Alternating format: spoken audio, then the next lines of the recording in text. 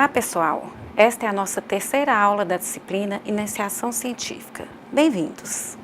Hoje nós vamos dividir o conteúdo em duas partes. Primeiro, vamos tratar sobre a sistematização ou organização dos estudos.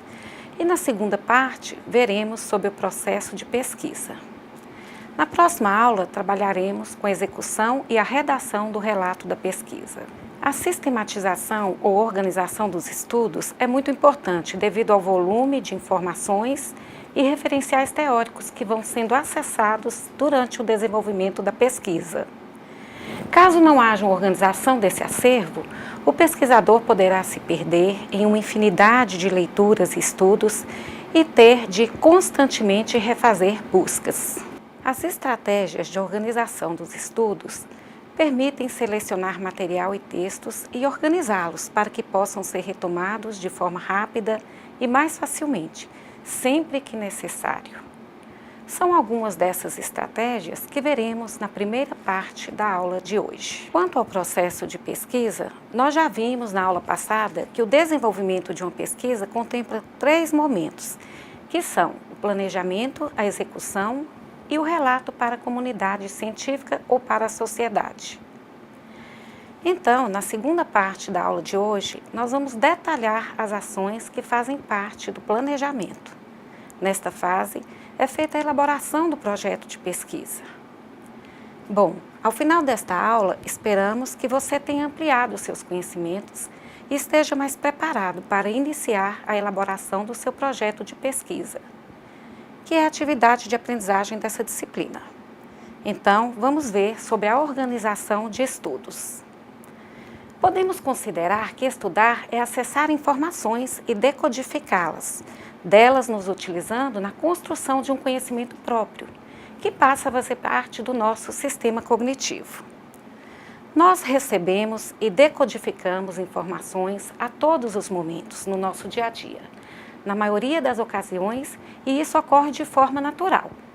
Podemos dizer espontânea, porque não demanda uma ação intencional.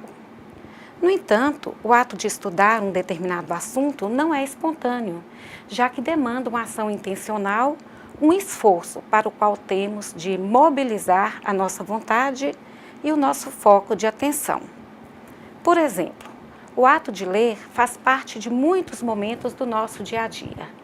Ler placas, rótulos, jornais, revistas, mensagens do WhatsApp, de e-mails, dentre outros. Fazemos isso sem nem perceber, como que automaticamente. No entanto, a leitura de livros, artigos ou outros textos acadêmicos em busca de informações sobre um tema que desejamos investigar, ou seja, o estudo de um assunto, coloca a necessidade de várias ações direcionadas para esse interesse. Então, nós fazemos o quê? Buscamos materiais sobre o assunto, fazemos uma leitura para a visão geral, selecionamos aqueles materiais que consideramos mais adequados para o que queremos. Selecionamos e organizamos as informações contidas em cada material e guardamos informações que consideramos mais relevantes, para retomá-las quando necessário. Por que nós fazemos todo esse processo? Porque a leitura para estudo tem uma intencionalidade, ampliar e aprofundar nosso conhecimento sobre algo. E isso coloca essa necessidade de selecionar e organizar informações. E é justamente com esse propósito de organizar as informações que utilizamos algumas estratégias, chamadas estratégias de organização dos estudos. Bom, eu vou abrir um parênteses aqui para chamar a atenção para alguns pontos a serem observados pelo pesquisador na busca de material para estudo. Primeiro, faça buscas sobre o tema que te interessa em textos acadêmicos. A primeira seleção que se faz é essa: onde buscar. Prefira materiais que estejam em periódicos científicos, portais de universidades, obras de autores reconhecidos na área que pesquisa. Gente, presta atenção, não se fundamenta teoricamente e metodologicamente uma pesquisa com informações de blogs, de redes sociais, de sites comerciais, de material de estudo para o ensino médio e outros do tipo. Outra dica: Analise o título e leia atentamente o resumo. Um bom resumo contém informações sobre o objetivo do trabalho, a metodologia empregada, sobre o resultado ou resultados mais relevantes e conclusões. Assim, você já terá elementos que te possibilitam iniciar uma primeira seleção daqueles textos que realmente interessam aos seus propósitos. Mais uma observação. Verifique sempre as referências bibliográficas dos textos. Elas podem te levar a outras referências interessantes para o seu trabalho. E por último, faça uma pasta para salvar os textos que te interessam, ou então arquivos com links ou com títulos de livros. Lembrando que esse processo de busca de materiais não se dá apenas no início do trabalho. Ele ocorre ao longo de toda a pesquisa, se tornando mais refinado e específico com seu avanço. Agora vamos detalhar um pouco mais sobre a organização de estudos. No início, geralmente, o que buscamos é conhecer mais amplamente o que se diz sobre o assunto que nos interessa. Ter uma visão geral. Nessa fase, fazemos a leitura de muitos materiais, numa espécie de imersão no universo daquele tema que elegemos. Posteriormente, quando vamos delimitando o nosso problema de pesquisa e estabelecendo objetivos, buscamos aprofundar mais em determinados aspectos do tema escolhido e o nosso filtro de busca se torna mais específico. Em qualquer fase, no entanto, é necessário lançarmos mão de estratégias que nos permitam organizar as informações obtidas nas leituras. Algumas dessas estratégias são a sistematização de leitura, os resumos e resenhas, os fechamentos e os mapas conceituais. Vamos falar mais um pouco sobre cada uma, começando pela sistematização de leitura. A leitura sistematizada permite ao leitor uma maior compreensão, organização e capacidade de síntese. Engloba basicamente delimitação da unidade de leitura, análise textual, análise temática, análise interpretativa, problematização, síntese pessoal. Delimitação da unidade de leitura é o estabelecimento de limites pelo leitor da unidade de estudo a ser analisada. Em geral, é representada por um parágrafo, uma seção, um capítulo ou unidade de livro, ou então um artigo ou resumo científico a ser analisado. Lembre-se, é você, como leitor, quem deve estabelecer a unidade de leitura que irá analisar. Depois disso, você irá realizar a análise textual, temática e interpretativa da unidade que delimitou. Análise textual representa a forma como o texto se organiza. Se é uma reportagem ou capítulo de livro, a paragrafação do texto, o gênero em que é escrito, as divisões em seções ou subitens, enfim, é uma apreensão da estrutura do texto. Análise temática tem como objetivo a compreensão da mensagem do autor. Nela, procura-se estabelecer de que se trata o texto, qual a mensagem principal deixada pelo autor. Já a análise interpretativa trata-se da interpretação da mensagem passada pelo autor. Na análise temática, o foco é a mensagem do autor. Na interpretativa, é a sua interpretação da mensagem do autor. Na análise interpretativa, é importante relacionar as ideias do autor com o contexto filosófico e científico de sua época e de nossos dias. Isso ajuda a compreender a evolução das ideias, dos conceitos. Na problematização, o pesquisador levanta questões acerca da relação da mensagem do autor com o tema do seu trabalho. Geralmente é expressa com perguntas que estabelecem essa correlação. Ou seja, é o refletir sobre as implicações da mensagem do texto para o contexto do seu trabalho. E, por fim, temos a síntese pessoal. Síntese pessoal, a partir de reflexões pessoais, o leitor elabora um texto sintético, fruto do processo de construção de seu conhecimento. O objetivo é acrescentar visões pessoais à mensagem do texto original. Agora, vamos ver mais duas estratégias de organização dos estudos: o resumo e a resenha. O resumo é uma síntese das ideias do autor contada nas próprias palavras do leitor. É como se ele estivesse contando a alguém, de forma sintética, o que diz o texto. O resumo, além de apresentar de forma sintética, progressiva, articulada o que diz o texto, deve apresentar coerência e coesão. Coerência e coesão são elementos textuais responsáveis pela tessitura do texto, pela sua constituição como unidade, como um todo. A coerência relaciona-se à relação entre ideias que se harmonizam, à ausência de contradição. Já a coesão diz respeito à interligação dos elementos textuais por meio de recursos linguísticos, de forma a manter a unidade do texto. Ainda sobre o resumo. As informações contidas no resumo devem ser claras e objetivas, possibilitando que um leitor compreenda, a partir dele, as ideias veiculadas no trabalho ou na obra resumida. Bom, e a resenha? Ela difere do resumo em quê? Podemos dizer que a resenha é um resumo crítico e abrangente. Por ser um resumo crítico, implica a presença de comentários feitos pelo leitor e permite a realização de comparações, bem como inferências sobre a relevância da obra. Resenhar, então, não é somente resumir um texto, mas também comentá-lo criticamente. Vamos ver agora o fichamento, uma estratégia de organização de estudos que é bastante útil para acadêmicos e pesquisadores. É muito utilizada. O fichamento permite manipular uma grande quantidade de material bibliográfico e documentar as ideias e informações de uma obra de forma que não se percam no processo.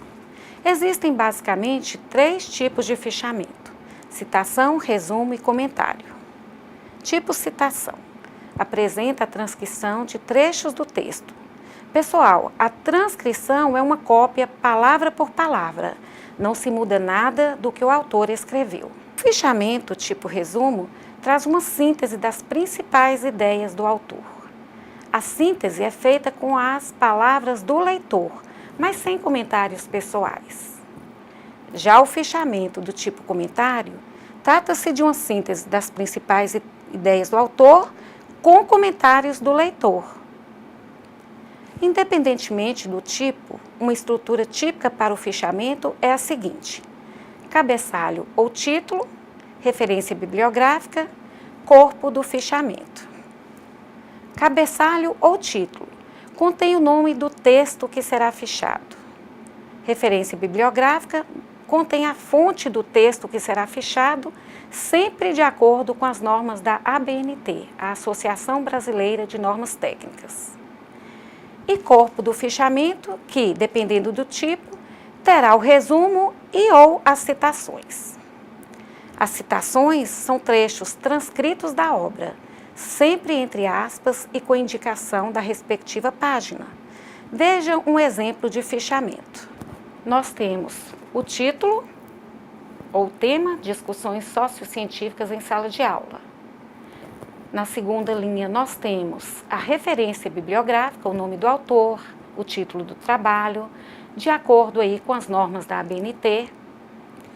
Na terceira linha, nós temos a síntese feita pelo autor.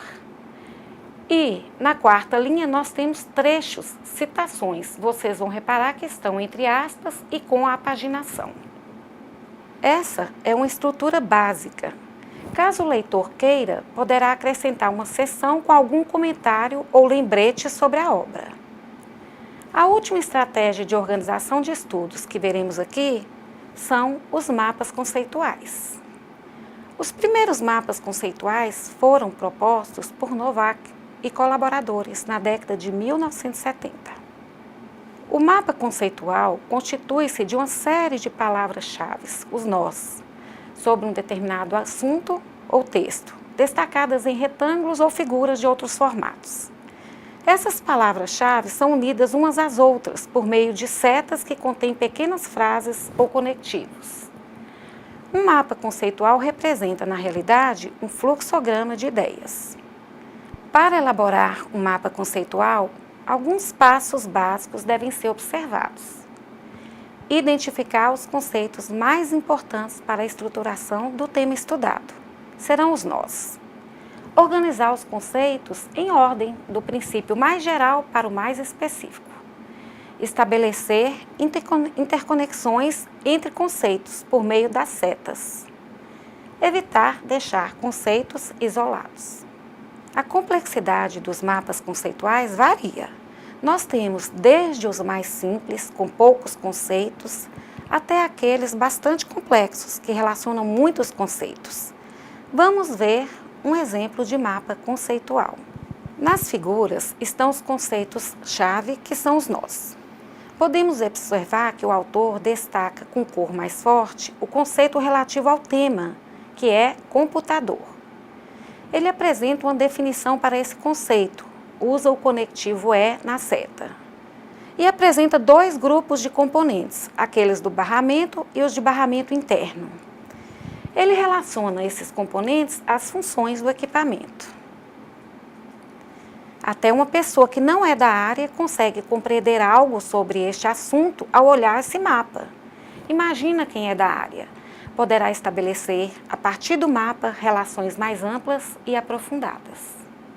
Bom, nós finalizamos aqui a primeira parte da nossa aula sobre a organização dos estudos. Vocês podem se aprofundar mais sobre isso estudando o caderno didático e o material complementar. No box da semana 3, no ambiente virtual da aprendizagem, estão descritas as páginas de cada material que contemplam esse assunto. Vamos estudar agora sobre os momentos que caracterizam a realização de uma pesquisa científica e as ações a serem desenvolvidas no planejamento, até a elaboração do projeto de pesquisa. Ao final dessa unidade, esperamos que você possua conhecimentos que te habilitem a identificar cada ação e escrever projetos de pesquisa. As fases de execução da pesquisa e o relato veremos na próxima aula. Vamos relembrar lá da nossa segunda aula, em que inicialmente vimos que a pesquisa científica é um procedimento racional e sistemático e que tem como objetivo proporcionar respostas aos problemas que são propostos. Então, pesquisar implica refletir criticamente na tentativa de resolver um problema ou compreender um fenômeno. Assim, durante toda a investigação, o pesquisador fará escolhas, delimitações, justificativas, interpretações e análises fundamentado em teorias e nas demandas surgidas ao longo do processo. Ainda na segunda aula, no final, nós vimos que podemos considerar, grosso modo, 3 momentos no desenvolvimento de uma investigação científica. O primeiro chamamos de fase exploratória, preparatória ou de planejamento. O segundo é o momento da execução, em que são realizados os procedimentos de coleta e tratamento dos dados, interpretação e análise dos resultados. O terceiro momento é o da comunicação dos resultados da investigação, por meio da redação do relato da pesquisa. Apesar de estabelecermos divisões como primeiro, segundo e terceiro momentos, é bom lembrar que eles não envolvem atividades estanques, desenvolvidas de forma linear. Na realidade, muito frequentemente, o pesquisador poderá estar lidando simultaneamente com ações de planejamento e adiantando algo da execução. Enfim, não há uma linha divisória entre esses momentos. A divisão nesses 3 momentos é meramente didática, já que a pesquisa é um processo dinâmico que requer articulação entre teoria e prática, comporta imprevistos e é cheia de desafios. Vamos ver as ações a serem desenvolvidas em cada momento. Planejamento. Nessa etapa, nós temos as seguintes ações: escolha do tema-problema, revisão de literatura, justificativa, hipótese, determinação de objetivos, metodologia e cronograma. Lembrando que a revisão de literatura se inicia aqui, mas perpassa todas as etapas. Toda essa parte do planejamento irá compor um documento que chamamos de projeto de pesquisa. O projeto de pesquisa nada mais é do que um documento escrito contendo informações um pouco mais estruturadas e detalhadas sobre a problemática da investigação e as ações principais a serem realizadas no desenvolvimento da pesquisa, dentro de um determinado prazo. A fase da execução envolve coleta e tabulação de dados, análise e discussão dos resultados, conclusão da análise dos resultados. E, na fase de comunicação, é feita a redação e apresentação do trabalho científico, que pode ser um artigo, um trabalho de conclusão de curso, uma dissertação, uma tese. Vamos falar um pouco das ações de planejamento, iniciando pela escolha do tema ou problemática de pesquisa e sua delimitação. Nós delimitamos como uma questão investigativa, também chamada de problema de pesquisa. O tema é o assunto geral que desejamos investigar. Pode surgir de uma dificuldade prática enfrentada pelo pesquisador, da sua curiosidade científica, de desafios encontrados na leitura de outros trabalhos ou da própria teoria. Também pode ser demandado por alguma entidade, pública ou privada. Um tema, por exemplo, na área da educação seria a evasão escolar. Independentemente de sua origem, o tema é amplo e não remete de forma clara à trajetória da pesquisa que será realizada. No caso do exemplo dado, a evasão escolar, trata-se de um tema bastante amplo. O que especificamente o pesquisador pretende investigar sobre a evasão? Os seus índices? De que abrangência será a investigação? Nacional, estadual, municipal, institucional? Em qual nível de ensino? Fundamental, médio, superior? Em qual ou quais cursos ou áreas? Ele pretende identificar razões pelas quais ela ocorre? Ou a variação do índice de evasão ao longo dos anos em uma determinada instituição? Ou ainda as políticas para minimizar a evasão? Enfim, existem muitos aspectos que podem ser investigados sobre esse tema.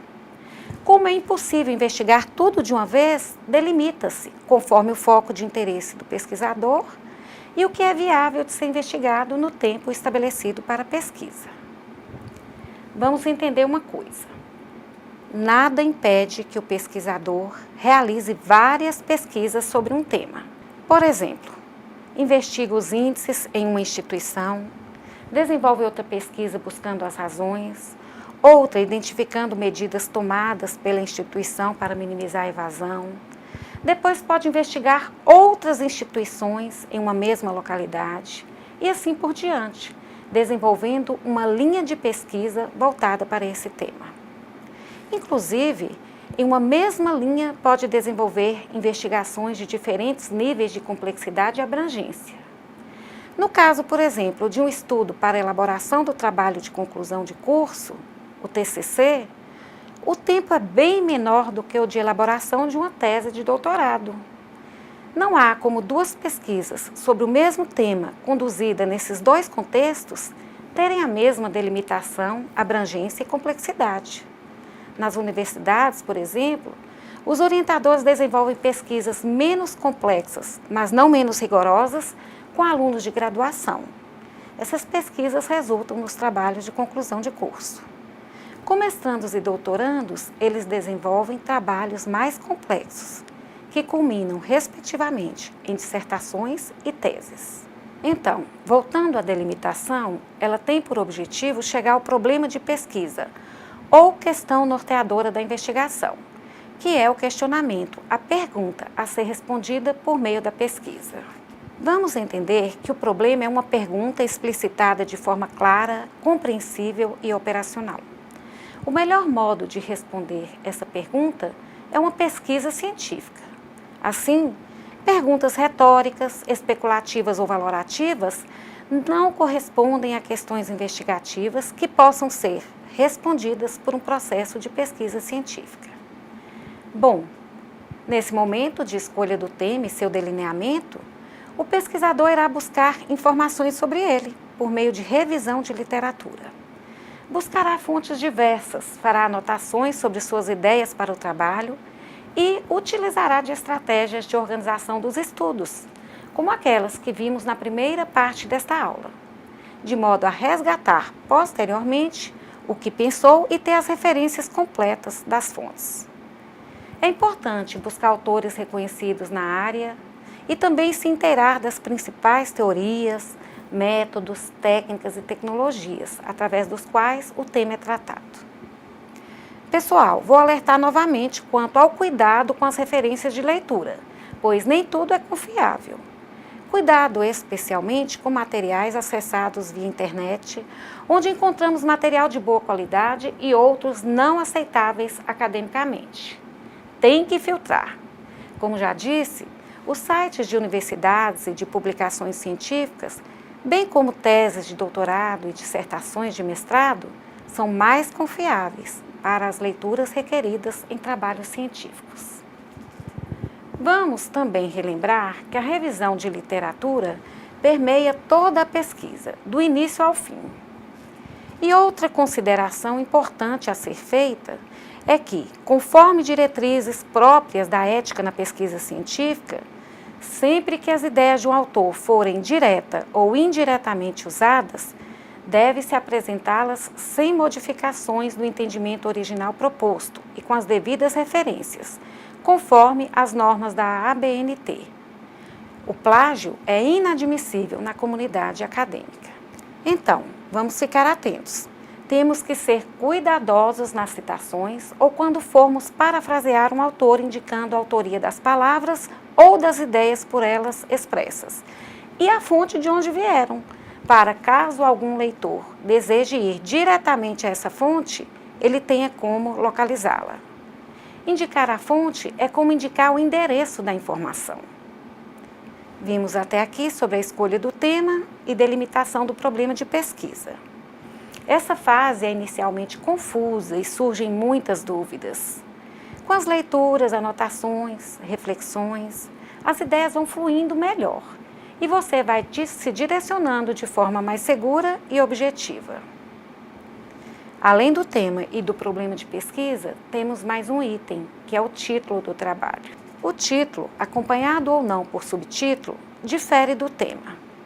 O tema refere-se ao objeto que será estudado, por exemplo, a evasão, a aprendizagem de conceitos, a formação de professores. Ele sofre um processo de delimitação e especificação, gerando uma questão investigativa. Já o título sintetiza o conteúdo pesquisado. Eu gosto de definir o título quando a pesquisa já está mais desenvolvida, quando já tenho elementos suficientes para abarcar todo o seu conteúdo, ou pelo menos uma parte bem representativa dele. De qualquer forma, é um item que, com certeza, sofrerá várias adequações até se chegar ao relato final de um trabalho. Vamos ver mais um item do planejamento, a justificativa. A justificativa consiste em uma exposição sucinta, porém completa, das razões de ordem teórica e dos motivos de ordem prática que tornam importante a realização da pesquisa. Trata-se do convencimento de que o seu trabalho de pesquisa é fundamental de ser efetivado. A justificativa é uma fala do autor do projeto. Por isso, nessa parte, não cabem citações. Então, na justificativa, você deverá mostrar o porquê de sua pesquisa, defender a relevância do seu projeto e do seu tema-problema. Pense nas seguintes questões quando for justificar sua pesquisa. O tema é relevante? Por quê? Quais os pontos positivos que você percebe na abordagem proposta? Que vantagens e benefícios você pressupõe que sua pesquisa irá proporcionar? Pessoal, isso é importante. Dedique-se a fazer uma boa justificativa, porque ela costuma ser o que contribui mais diretamente na aceitação da pesquisa pela pessoa ou pela entidade que vai financiá-la. Bom, agora vamos falar da hipótese. A hipótese é uma suposição que se faz na tentativa de responder o problema. Lembre-se, o problema ou questão investigativa é uma pergunta derivada do tema que a pesquisa busca responder. Sendo assim, a hipótese não deve ser uma afirmativa que já seja um conhecimento estabelecido.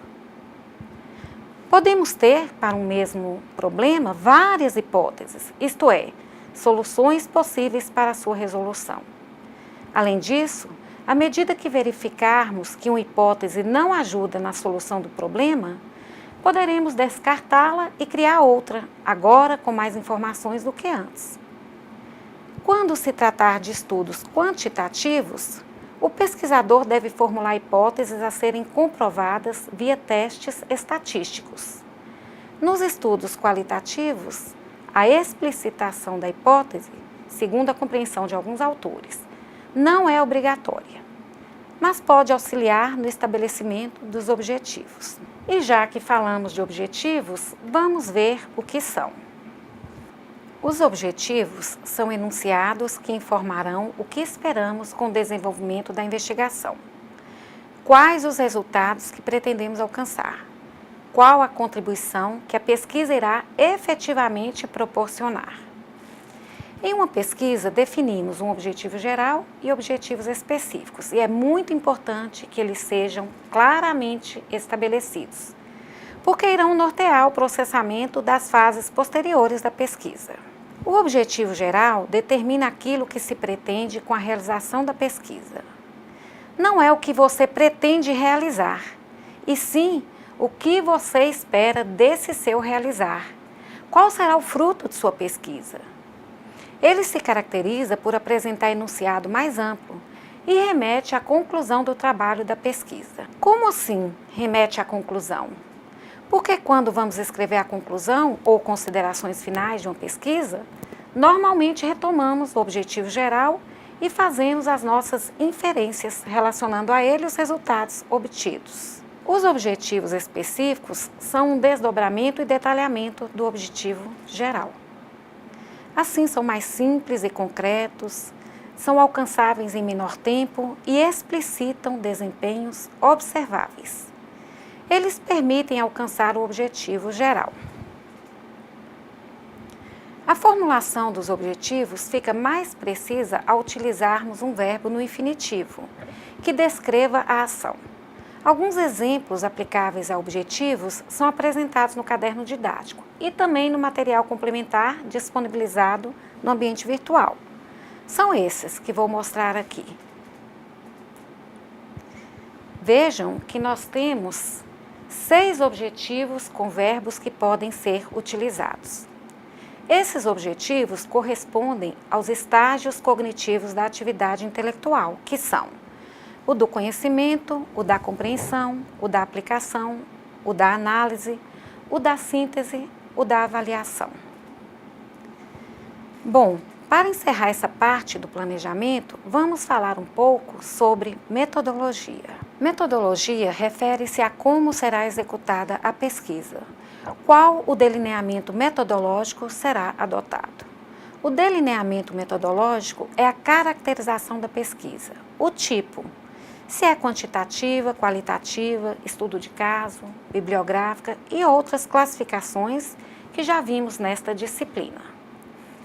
Então, na metodologia são descritas todas as atividades práticas necessárias para obter informações que te permitirão contemplar os objetivos e responder às questões colocadas na investigação.